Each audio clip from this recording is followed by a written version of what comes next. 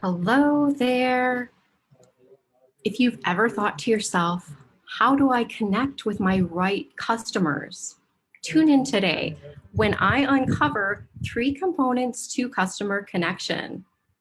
I'm Reese Spikerman, and you are inside the Commerce Collab Facebook group, where I go live every week for Talk Shop Tuesday. First of all, I'm sitting outside we're in the last 2 weeks of renting this condo in Florida, and it's really windy. And part of why I'm out here, aside from the fact that it's beautiful, is they're doing these weird fire drills in the building, and it's going to interrupt this live. So hopefully you can hear me, and we're going to get through this. I was thinking this week about the show This Is Us and what it can teach us about finding and connecting with our ideal customers. You know, those customers who wait with bated breath for the next episode of the show, or in the case of your shop, for your next product release, or even just the next time you email them. So first, if you're with me, joining me live, or even in this replay, will you drop me in the comments if you're a This Is Us watcher? Just type love that show if you're one of the show watchers. And if you aren't, it's okay. If you're not a show watcher and it's not for you, you actually help demonstrate my point today, so you also have a place here. But I'm going to be talking a little bit about some aspects of the show and tying that into these 3 components. So if you are a show watcher, that will make sense, but hopefully it'll make sense even if you aren't. This show is a really special show, but it's not for everyone. Like, as sensitive as he is, it's not for my husband, Jason. He's very logically minded, and that's okay. But I think if we look closely at what makes this show work, and even if you don't watch it, there are lessons that we can bring into our own businesses to create the kind of fans that this show has. So the first component is exclusivity. So if you think about what I just said about how this show is not for everyone, and it's fine if you're like, Reese, the show is not for me, that's what makes it so compelling. And that's what can make your products and marketing compelling too. You don't want to be for everyone. You want signals and signs in your products that tell the right people, this is for you. You are in the right place. You are our people. So let's look at what are some of the things that This Is Us does that do that for me specifically. And listen, as you're watching, I would love it if you drop in the comments, if you are a This Is Us watcher, what types of things tell you this show is for me? And if you aren't a show watcher, maybe like why it wasn't for you.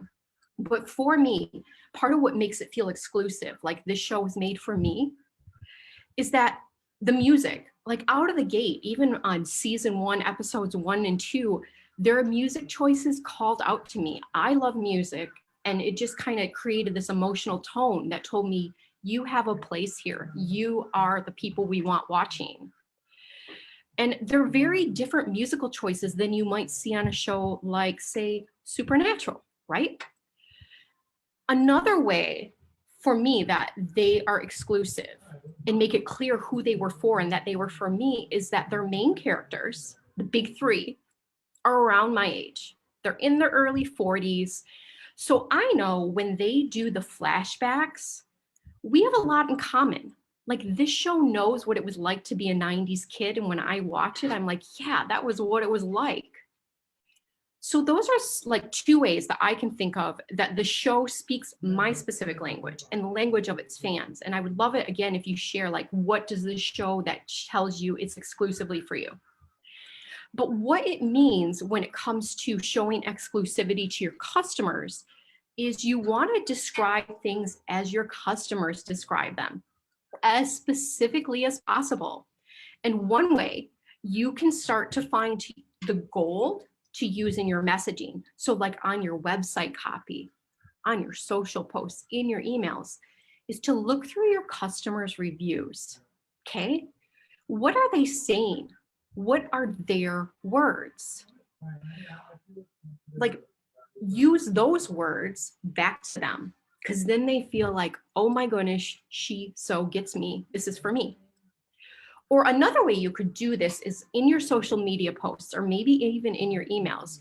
You go and you find GIFs, like animated GIFs or memes or jokes and pop culture references that your customers' generation can relate to. I have this friend, Elena. She has an Instagram handle. I think it's Side Gig Central is her handle.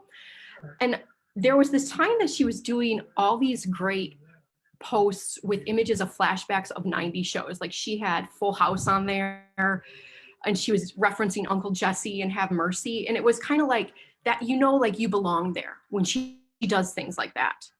But these pop culture references or jokes or memes or gifs are going to be different for like women over the age of 55 than if your market is mainly 18 to 25-year-olds, right? When you do this, you create this sort of positive exclusivity. It tells your right customers you belong here, this place is for you, we get you, our products were made for you. So that's key component number one, be exclusive. I'm just gonna go take a look and see who's joining me here. We've got Rachel here who says, I love This Is Us, but haven't watched it recently. I have to binge the last season or two. Rachel, go binge. Oh my goodness, especially when you just need a hot minute and a break from all you're doing in your business, okay? Number one was be exclusive. So here's number two. And we're gonna tie these together, don't you worry. It's equally important. And what happens is number two will get lost when people only focus on exclusivity. And it's this, you also want to be inclusive. Here's what I mean. First of all, let's take a little detour down a scientific road. Okay, there is this scientific term, and I might be slaughtering how I say it, but it's called homophily. Homophily? I don't know, okay? I saw this on the blog Copy Hackers. They were talking about this. And they're the ones who keyed me into this. And it basically means that similarity breeds connection. And contact between similar people happens at a higher rate than dissimilar people. Okay, that was a mouthful, so I'm gonna break it down for you. Reese's words. We have a natural bias. It's not necessarily malicious, where we kind of seek out and showcase people who are like us, right? That means people who either look like us, or maybe they come from a similar cultural background or racial background, or even people with similar socioeconomic backgrounds. It's kind of this default that we do as humans. And it also drives what we keep hearing these days about echo chambers, because we just kind of go find people and beliefs and ideas that validate our own experiences. They're like affirmations. We look for messages that affirm what we already think or believe. Do you hear the birds? They're really going to town. Okay. The problem with this, when it comes to your marketing, is it's easy to accidentally leave people behind. People who might resonate with those exclusive parts of your marketing. People who might really actually be the market for your product, but the problem is they aren't seeing themselves in any of your marketing. So we leave these people behind when we don't use inclusive imagery in our photos, or when we do something like we always have the same looking person as the hero of our brand story. Let me give you an example. I have been approached by some brands on Instagram who DM me and they're like, hey, would you like to be a brand ambassador? And I go and I look at their feeds and all they have are photos with white women who are around my age and size. So they're making these women the hero of the story, but they're forgetting and leaving behind so many other types of people who might also align with like their clothing if they just took the time to bring these people in who aren't just like them, but have different backgrounds, different experiences, different stories. So you can create this customer connection by finding the common thread that says to your customers, first, we are definitely for you. We speak your language. We like the same things you do.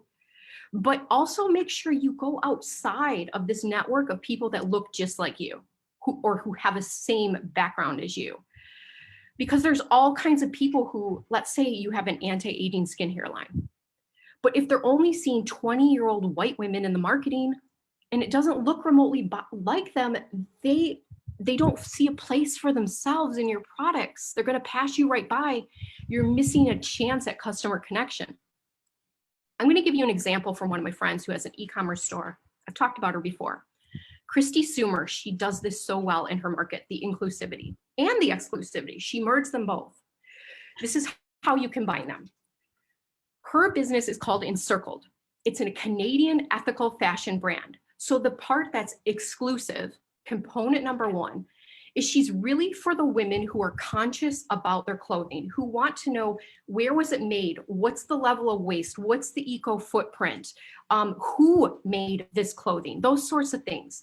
That's the common thread. That's the exclusive part. And if you don't care about those things, you probably aren't interested in her brand of clothing, okay? But here's where she gets inclusive. Her marketing and her photos include women of all races, ages, sizes. And when she does this, she says that no matter what your background or culture is, if you care about ethical fashion, you have a place here. So can you see how she's combining this inclusive and exclusive way of creating a connection with her customers? Or here's a story I read about recently that I found was fascinating. It's about craft beers. They did, like, in the 2000s, the past decade or so, they did all this marketing, and all these craft beer companies would show pictures of like hipster white dudes with bushy beards. And yeah, okay, it called out one type of market, but it created a very rigid type of segmenting. And let's think about it, guys. It's craft beer. We aren't talking like beard pomade, where it kind of makes sense that maybe you'd go after bushy bearded dudes, and hopefully of all types of different races and shapes and sizes, right? We're talking beer. And seeing all these hipster bushy bearded dudes, it was a turnoff for me. It was a turnoff for my husband. And I have to tell you, like, I don't want to drink craft beer because I don't see myself remotely in this marketing. But now this is funny. I was reading that the craft beer industry is trying to look at, like, okay, how can we be more inclusive? How can we bring in other types of people to drink our beers who don't just look like this one guy? So back to This Is Us, back to this show. Here's how they do this. They have one of the most diverse casts I have ever seen. Races, ages, body types, cultures, worldviews, experiences. And they show that we all have this common thread as human beings that binds us. And they rotate. This is also brilliant. They rotate who is the hero of the story every week almost. So it's not like every week the main character is your typical, young white ingenue who's the star of the show. There's a place on their stage for everyone, and there's balance in how much weight and importance they give to different people's stories. So that is how you can bring inclusivity into your brand and still be exclusive. You stand for something, and you also bring in all kinds of people, different people who might stand for that thing with you. The third component is intimacy. And really, when you use the first two components, exclusivity, inclusivity, intimacy kind of almost happens by default because people are self-selecting, and when they self-select, they feel closer to you. But intimacy is also when we treat a customer like they're a friend. We speak to them not as a block of people or as an amorphous them, but rather like we are having a one-on-one conversation with just them and us, that one person, that one customer and us. And one of the most potent ways that you could do this in your marketing and in your messaging is by using the word you, the singular word you. So let's think, for example, about your emails. Don't open that email up like right with a salutation of, hey, everyone, or hey, you all, because the customer who receives that is going to feel disconnected. They're like, what do you mean, you all? I'm not at the bar. Like, it's already creating a disconnect. They're like, where is everyone? Who are you talking about? Right now, it's just me in this room. So even on your social media posts, you can use the power of you to create this intimacy. The show This Is Us, here's how they do it. They pull us into each episode. And for me, when I'm watching it, and I swear, I like to watch this show when I'm home alone because I really like to heighten that emotional experience for myself. It feels like it's just me and these characters, and I'm actually immersed in their world. And I'm seeing something very meaningful, private, and vulnerable. And vulnerable is a key word here. You can create connections with your customers that feel intimate when you share about your life. So first, I would love it if you're watching and if you heard me say that, put it in the comments. Like, do you recoil when I say share about your life? Do you feel like, damn, Reese, I'm a private person, I don't want to do that? Just tell me in the comments, like, I'm reluctant to share my private life. Because I think that's a really common thing, and you are not alone. It's totally understandable. You are talking right now, or you're listening right now to the world's most private person. But here, you can decide to selectively share certain things about your life. I mean, let me give you an example from a woman who just joined the Streamline Product Sales Academy. She shares the fact that she owns chickens. Okay, she brings it right into her marketing, and it's endearing as hell, and it's something personal about her. And it's not like she's like laying out her relationship to bear. She's just sharing that she has chickens and photos of these chickens and what the chickens are like. So it's a controlled way of letting people in and developing that intimacy. Okay, so you could pick things. I'm thinking of my friend Brenna, who will often share about her pug Frank, or on occasion she'll share a picture of her with her daughter or one of her kids, for example. So it's this selective sharing. You don't have to lay everything on the line, but that creates intimacy with people. They want to get to know you more. And you could sit down today and just decide, maybe take 20 minutes and think through, are there 3 or 4 things in my life that I don't mind sharing? Like, for example, Reese, just shared today that I love the show This Is Us.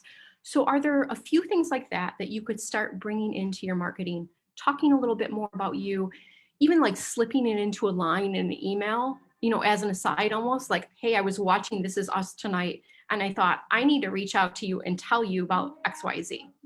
That would be a way you can slip that in and create that intimacy. Or maybe you've got raised beds in your backyard, and so you're going to share some stories on Instagram about working on your seeds this spring, and maybe about new growth, right? Like, it could turn into a story about new growth for your customers. This is what will really connect with your customers. So this is a formula, right? These 3 components. And I swear, if you did just these 3 things, you would see a difference in how your customers relate to you, the things they tell you, and them wanting to come in closer and buy more from you too. And also, when you create that bond with your customers, it's the kind of movement and the kind of relationship that can help you when you are having a hard day, or you have customer service complaints, or logistics and inventory are not working out, or you're wondering why the hell you got into this to begin with. That kind of bond can sustain you. It can become your why. So now I'd love to know, even though all 3 of these are important, they're kind of a formula, right? Which one can you see yourself starting to take action on in your business this week? We've got 1 was exclusivity, 2 was inclusivity, and 3 was intimacy.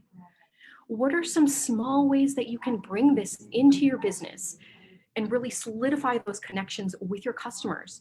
Just pop your answers and any questions for me that you might have into the chat. I will check back in the next 24 hours to look at them, reply, answer some of them. And thank you so much for tuning in this week and for Talk Shop Tuesday. I hope that you have an amazing week, and I will see you again next week, and I will go check out the comments and see what you had to say. Bye.